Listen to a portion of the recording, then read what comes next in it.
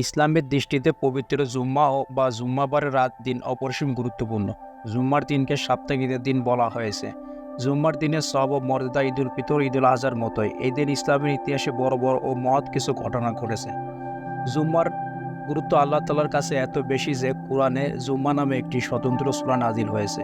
আল্লাহ তালা কোরআনে ইরশাদ করেন, হে মুমিনগণ, জুম্মার দিন যখন নামাজের আহ্বান জানানো হয় তখন তোমরা আল্লাহর স্মরণে এগিয়ে যাও এবং বেচাকেনা দুনিয়াবি যাবতীয় কাজকর্ম ছেড়ে দাও, এটা তোমার জন্য কল্যাণকর। রাসূল সাল্লাল্লাহু আলাইহি ওয়াসাল্লাম একটি হাদিসে বলেছেন, মুমিনের জন্য জুম্মার দিন হলো সাপ্তাহিক ঈদের দিন।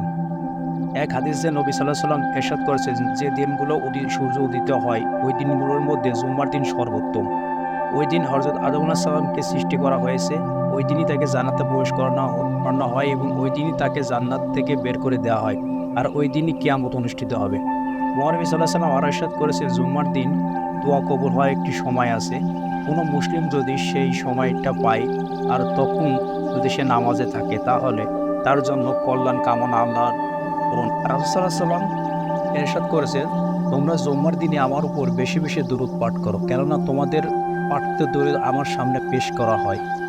এমনিতে তিরমিজি শরীফের হাদিস অনুযায়ী আমরা জানতে পারি, যে ব্যক্তি দরুদ পাঠ করে আল্লাহ তাআলা তার উপর 10টি রহমত নাজিল করে। সুতরাং আমাদের জুম্মার দিন অনন্য আমলের সাথে সাথে বেশি বেশি দরুদ পাঠ করতে হবে।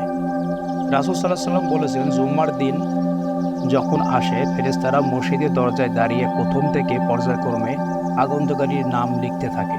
যে সবার আগে আসে সেই ব্যক্তি মতো সে একটি উট সাদগা করে, তারপরে যে আসে সে ওই ব্যক্তির মতোই যে একটি গাভী সদকা করে, তারপর আগমনকারী মুরগি সদকারীর মতো, তারপর আগমনকারীকে ডিম সদকারীর মতো।